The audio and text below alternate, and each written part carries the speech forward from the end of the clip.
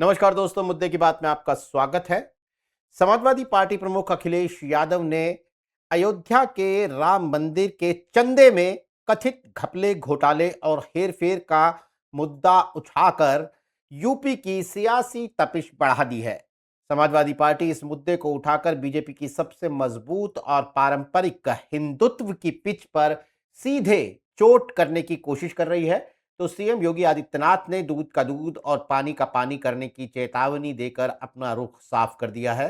सवाल बड़ा है कि राम मंदिर के चंदे को लेकर खड़े किए जा रहे इन विवादों और आरोपों से राजनीतिक रूप से आखिर किसे फायदा और किसे नुकसान हो रहा है, और क्या भ्रष्टाचार के आरोपों को उकसाकर अखिलेश यादव बीजेपी के खिलाफ कोई नया सेंटिमेंट खड़ा कर पाएंगे। लेकिन इसके उलट एक सवाल यह भी है कि हिंदुत्व के इस सबसे बड़े प्रतीक पर सवाल उठाना कहीं विपक्षी गठबंधन के लिए ही आत्मघाती तो नहीं साबित हो जाएगा। इन्हीं पेचीदा और उलझे हुए सवालों के जवाब ढूंढने के लिए हमारे साथ हैं वरिष्ठ पत्रकार हेमंत तिवारी जी। हेमंत जी, आपका बहुत बहुत स्वागत है। और सबसे पहला तो सवाल यही है कि अब तो 2 हफ्ते होने जा रहे हैं जब शुरू हुआ था ये मसला। क्या ये राम मंदिर के चंदे में घोटाले के मसले का कोई जमीन पर भी असर है, या सिर्फ ये सोशल मीडिया का मसला है? देखिए, ऐसे मुद्दे जो लोगों की भावनाओं से जुड़े होते हैं, खास तौर से जहां आस्था का सवाल होता है जी। और जो बहुचर्चित मुद्दे होते हैं, उनका स्वाभाविक रूप से प्रत्यक्ष प्रभाव पड़ता है आम जनता पर। ये किसी भी व्यक्ति को, किसी भी धर्मवीर को, रामचंद्र जी के किसी भी भक्त को अच्छा थोड़ी लग रहा है कि उनके नाम पे जो मंदिर बना उसके लिए जो चंदा आ रहा है, जो दान मिल रहा है, उसकी चोरी की जा रही है। ये अच्छा तो किसको लगेगा? नहीं अच्छा लगेगा। अब जी। प्रश्न यह है कि इसके लिए भारतीय जनता पार्टी पॉलिटिकली कितनी जिम्मेदार है, ये बड़ा हम्म। सवाल है। क्योंकि राम मंदिर का मुद्दा तो भारतीय जनता पार्टी का मुद्दा था, राम मंदिर बनाने का मुद्दा था, जिसके लिए भारतीय जनता पार्टी दशकों तक लड़ती आई। हम्म। और मुझे लगता है कि राम मंदिर बनने के फैसले के ठीक पहले तक जो कोई चुनाव हुए हैं, चाहे वो असेंबली के हो चाहे पार्लियामेंट्री के हों चुनाव, उसमें भारतीय जनता पार्टी के घोषणा पत्र का एक इशू हुआ करता था। कितने भाजपाइयों ने जान दी है, कितने भाजपाइयों ने संघर्ष किया है, तो इसमें कोई शक नहीं। लेकिन नीरज जी, मुझे पता नहीं क्यों लगता है कि राम मंदिर भारतीय जनता पार्टी के लिए कुछ फलित नहीं हो रहा है। जो अपेक्षा थी उस दृष्टि से भारतीय जनता पार्टी को तो क्या मिल रहा है? आप सोचिए, जिस राम मंदिर का इतना बड़ा भव्य, जिसकी शुरुआत हुई प्रधानमंत्री नरेंद्र मोदी से लेकर के पूरे भारतीय जनता पार्टी ने, जिसको विश्व स्तर पर प्रचारित प्रसारित किया, वो मुद्दा पॉलिटिकली फला नहीं ना। उसके बाद तो जो पहला चुनाव हुआ, लोकसभा का चुनाव हुआ, उसमें राम मंदिर का जो इलाका है, जो क्षेत्र है, जो अयोध्या है, अयोध्या ही भारतीय जनता पार्टी हार गई। और खाली अयोध्या ही नहीं, अयोध्या के इर्द गिर्द की सारी लोकसभा सीटें, अगर आप गोंडा जनपद छोड़ दें, तो भारतीय जनता पार्टी हार गई। तो पॉलिटिकली पहले ही टेस्ट में सफल नहीं रहा यह विषय। दूसरे, अब ये जो चंदा चोरी का मामला है, ये कोई मामूली मामला नहीं है। चंदा चोरी का मामला बहुत गंभीर मामला है। और मैं आपको बता दूं, मैं तो इतने वर्षों से, जब राम मंदिर के लिए संघर्ष चल रहा था, आंदोलन चल रहा था, गोलियां चली, लाठीचार्ज हुए, आंसू गैस छोड़े गए, इन सारे मौकों का मैं गवा रहा हूं एक पत्रकार के तौर पर। और मैं स्वयं हिंदू हूं, धर्मवीर हूं, तकलीफ तो मुझे हुई है। मैं आपसे ये जानना चाहता हूं कि सीएम योगी आदित्यनाथ ने अयोध्या का दौरा किया और उनका भाषण, जो कि हमेशा ही उसके तेवर एक फायरी तेवर रहते हैं, और उन्होंने कहा कि किसी को बख्शा नहीं जाएगा, दूध का दूध पानी का पानी हो जाएगा। तो एक तरीके से सीएम योगी आदित्यनाथ तो पलटकर कह रहे हैं कि भाई हम इसमें कोई मुंह नहीं छुपा रहे हैं, हम तो बिल्कुल एसआईटी की जांच भी करवा रहे हैं, और मैं पब्लिक में ये कह रहा हूं कि किसी को बख्शा नहीं जाएगा। तो इसको कैसे देखते हैं आप? मैं ये बात आपको पहले ही इंगित कर चुका हूं नीरज जी, कि बिल्कुल। कोई सरकार खास तौर से भाजपा की सरकार और वो अभी योगी सरकार, ये किसी कीमत पर नहीं चाहेगी कि वहां किसी को बचाया जाए। ये जांच में चूंकि चंदा चोरी की बात अब धीरे धीरे स्थापित हो रही है, अगर कहीं किसी को बचाने की कोशिश की गई तो सीधा इल्जाम भाजपा सरकार पर आएगा। ये बहुत बड़ा रिस्की मामला होगा, इसलिए यहाँ दूध का दूध और पानी का पानी होना ही है। वो कह रहे हैं कि राम के नाम पर इस तरह की अगर उसकी 7 पीढ़ियां भी पाप से मुक्त नहीं होगी। जी 7 वंश उसका आने वाली वंशानुक्रम में 7 उसकी पीढ़ियां जो हैं वो इससे मुक्त नहीं होगी। तो घनघोर पाप है, घनघोर पाप है। आप राम की राम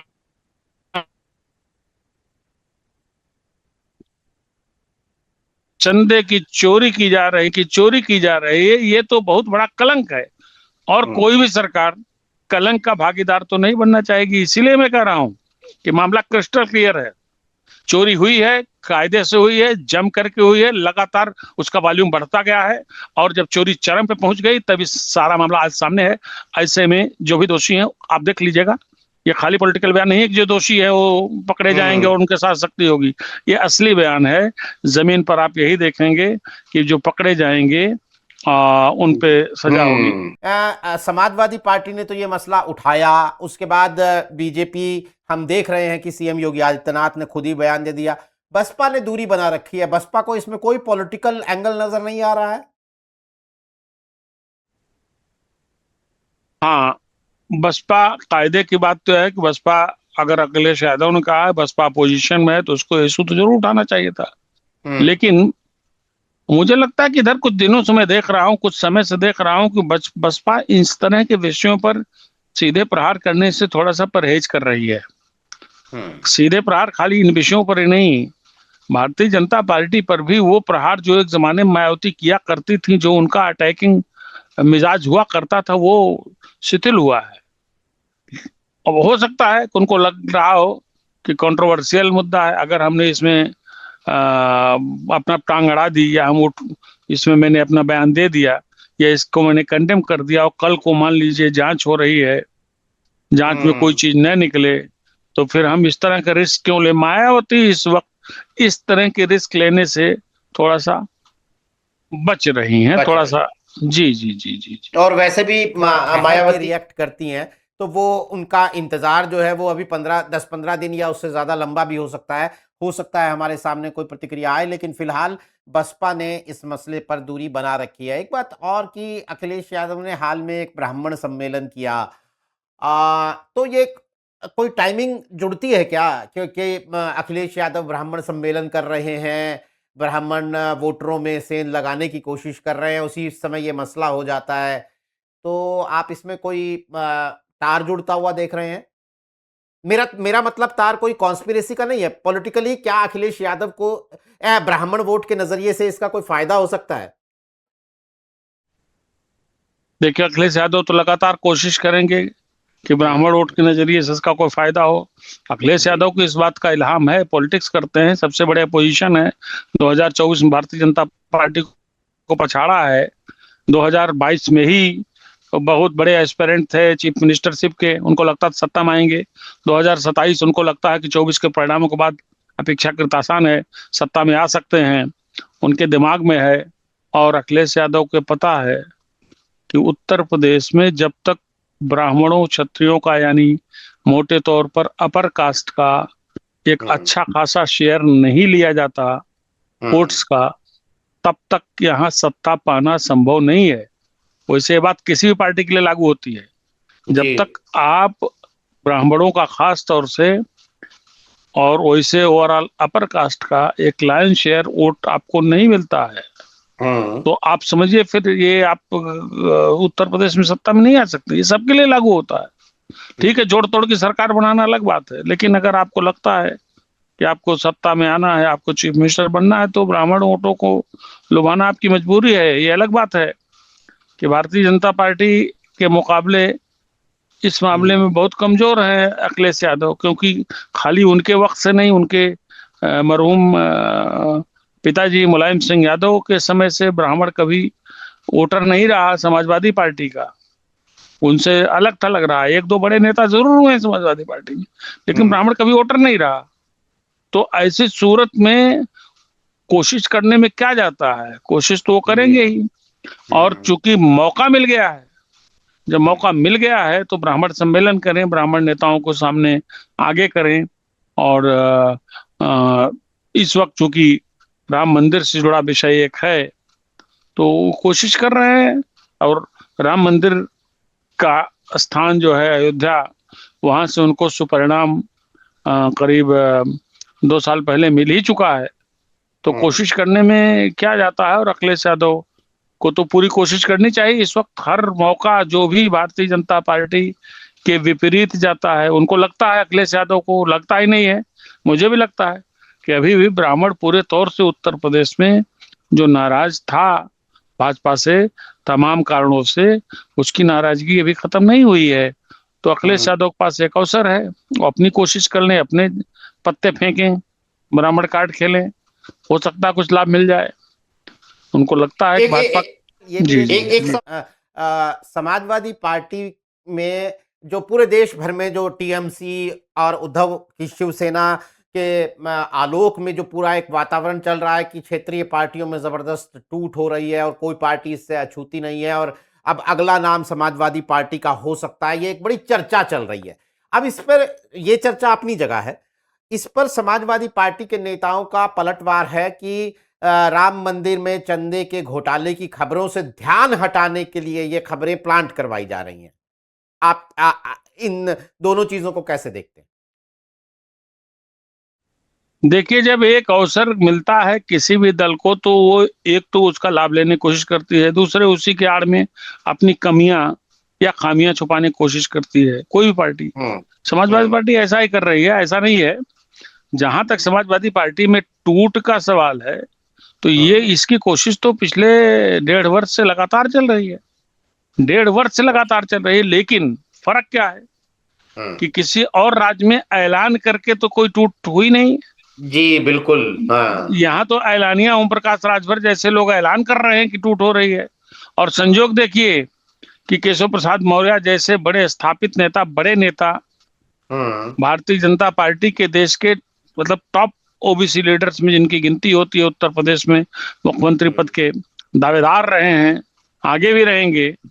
तो ऐसे व्यक्ति ने भी कह दिया, हालांकि उनका जो कहने का आशय था वो इस प्रकार का नहीं था, उन्होंने कोई चीज डिस्क्लोज नहीं की। लेकिन ये जो डिस्क्लोजर है, so called disclosure Om Prakash Rajbhar का, ऐसा तो न तो बंगाल में हुआ न महाराष्ट्र में हुआ। तो भारतीय जनता पार्टी ठीक है, वो टारगेट करके अचीव करती है, ये अलग बात है, लेकिन वो ऐलान इस तरीके के करके कोई काम नहीं करती है। हालांकि मेरी अपनी जानकारी है, मुझे पता है, समाजवादी पार्टी के कई सांसदों से भी मेरी बात होती रही है, और भी पता है कि एक बड़े महत्वपूर्ण केंद्रीय मंत्री हैं जिनके पास काफी महत्वपूर्ण विभाग है, वो लगातार बहुत दिनों से कोशिश कर रहे हैं। उन्होंने समाजवादी पार्टी के कई सांसदों से संपर्क भी किया था, लेकिन वो संख्या वगैरह की बातें फंस रही थी, जो कुछ रहा हो। लेकिन ये एक्सरसाइज तो भारतीय जनता पार्टी जिस बात के लिए विख्यात या कुख्यात है, ये एक्सरसाइज उसने यहाँ भी करने की कोशिश की। और आजकल तो इस तरह की कोशिशें सफल होती हैं तो स्वीकार्य हो जाती हैं, इसलिए इसमें कोई बुराई भी कोई नहीं देखता है। अब इसको अनैतिक कोई कहाँ मानता है? अगर अनैतिक मानता, अगर नीरज जी इसको ये बात अनैतिक होती या कोई दल इसको मानता, तो आप सोचिए, जब महाराष्ट्र में एकनाथ शिंदे को तोड़ा गया, उसके बाद लोगों ने कहा कि अरे चलिए, जो काम किया इसका पाप इनको भुगतना पड़ेगा, और जैसे असेंबली इलेक्शन होंगे भारतीय जनता पार्टी सफाया हो जाएगी उसकी यहाँ से। क्या हुआ? उसके उल्टे भारतीय जनता पार्टी की थंपिंग मेजोरिटी वाली सरकार बनी। फिर ये हुआ कि चलो अब ये तोड़ रहे, में तोड़ताड़ जारी रही।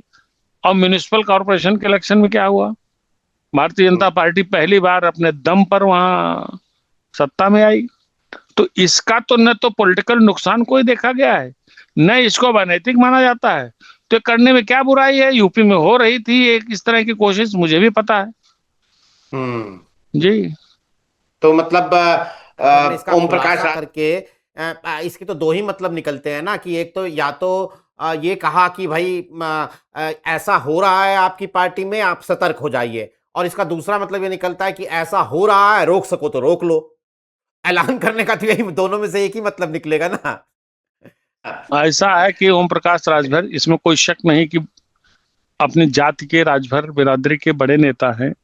बहुत अच्छे खासे हिस्से में बड़े बड़े क्षेत्र में उनकी स्वीकार्यता है, उनका नेतृत्व स्वीकार किया जाता है। लेकिन ओम प्रकाश राजभर बड़बोले नेता है, इसमें कोई शक नहीं। बड़बोले जिसको उन्हीं की भाषा में, जो उनके क्षेत्र की भाषा है, जहां से वो आते हैं और जिस तरीके की भाषा बोलते हैं, जिसमें भड़बड़िया नेता कहा जाता है, तो ओम प्रकाश राजभर इस मामले में भड़बड़िया नेता है।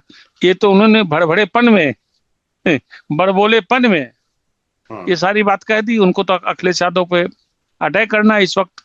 उत्तर प्रदेश की राजनीति में अखिलेश यादव पर तोप चलाने के लिए भारतीय जनता पार्टी ने तैनात कर रखा है ओम प्रकाश राजभर को। तो ओम प्रकाश राजभर ने जिसमें बोल दिया, तो मुझे लगता है कि अगर इस तरह कोई ऑपरेशन जो हो रहा था, इसमें कोई शक नहीं, जिसकी कोशिशें हो रही थी, किस स्तर तक पहुंचा था मुझे नहीं पता, लेकिन अगर ऐसा कोई ऑपरेशन चल रहा था तो उस पे तो विराम लग जाएगा, उसकी तो गति ठहर जाएगी। तो ओम प्रकाश राजभर का ये कहना मुझे लगता है कि बहुत ज्यादा, कम से कम भारतीय जनता पार्टी के लिए तो किसी दृष्टि से फायदेमंद नहीं रहा है। भाई अखिलेश यादव को कह करके आप क्या लेंगे? अगर खाली ओम प्रकाश राजभर ने तो अखिलेश यादव को साइकोलॉजिकली एक तरीके से डराने या धमकाने, पॉलिटिकली धमकाने या उनको थोड़ा सा डिप्रेस करने की उद्देश्य से ही ये बात कही, लेकिन इससे एक बड़े ऑपरेशन पर ब्रेक भी लग सकता। तो सही कह रहे हैं तो बिल्कुल दोस्तों, चुनावों, जैसे जैसे चुनाव पास आ रहे हैं, उत्तर प्रदेश में राजनीतिक गतिविधियां बढ़नी है, ये तो कहने की अब बात रह नहीं गई है। लेकिन अयोध्या के राम मंदिर के चंदे में घपले घोटाले की खबरों ने इस वक्त पूरे सूबे की सियासी गर्मी को जबरदस्त तरीके से बढ़ा दिया है। आज सीएम योगी आदित्यनाथ ने खुद अयोध्या जाकर ये ऐलान किया कि किसी को बख्शा नहीं जाएगा, जो दोषी होंगे दूध का दूध पानी होगा। इससे ये लगता है कि बीजेपी बैकफुट पर जाने के मूड में नहीं है, लेकिन जैसा हेमंत जी ने बताया कि जमीन पर इस मुद्दे का बहुत असर है और लोगों में नाराजगी भी, राम भक्तों में नाराजगी भी देखने को मिल रही है। आने वाले दिनों में समाजवादी पार्टी इसे कितना भुनाती है, बीजेपी इसे किस तरह से डैमेज कंट्रोल करती है, इस पर हमारी नजर रहेगी। इस बीच समाजवादी पार्टी में संभावित टूट की खबरों ने भी राजनीतिक तवे को गर्म किया हुआ है, उस पर भी हमारी नजर बनी रहेगी। हमारे साथ आज इस कार्यक्रम में शिरकत करने के लिए हेमंत जी आपका बहुत बहुत शुक्रिया। तमाम दर्शकों का भी बहुत बहुत आभार। दोस्तों नमस्कार।